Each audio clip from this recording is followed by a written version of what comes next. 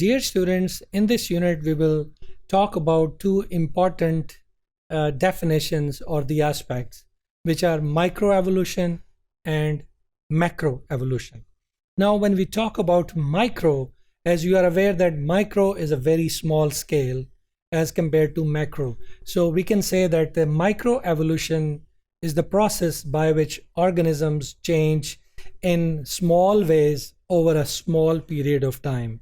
It could be few generations or maybe a little more than that. While macroevolution refers to large evolutionary changes which resulted in the formation of new species, but it happened over a longer period of time. Microevolution is simply a change. It could be a change in gene frequency within the gene pool or the range of available genes organisms may inherit in a given population. But macroevolution, on the other hand, is evolutionary changes which happened on a large scale over a longer period of time. So it's a large scale and longer period of time give rise to macroevolution. Both evolution happen to the small overall to the same overall processes of natural selection, mutations, migrations, genetic drift, and other genetic factors. Microevolutionary changes that accumulate sometime, but not always over a longer period of time, can lead to major evolutionary changes.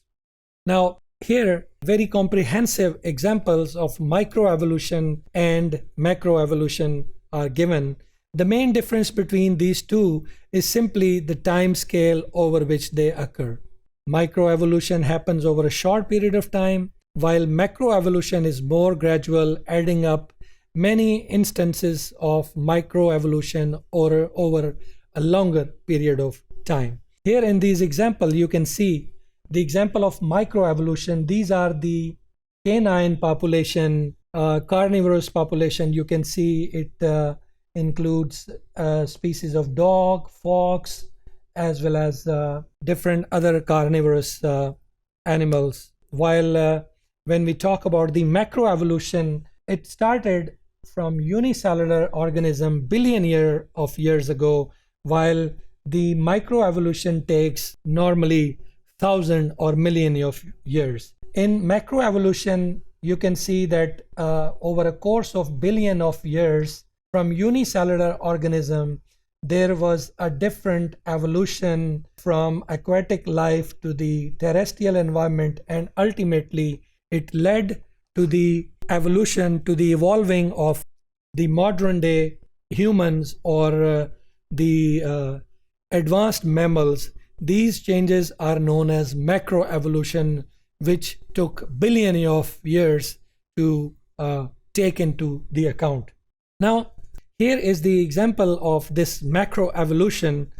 This is actually a phylogenetic tree, which shows that how a single unicellular organism gave rise to multicellular organism of different species, including amphibians or the reptiles or different mammals.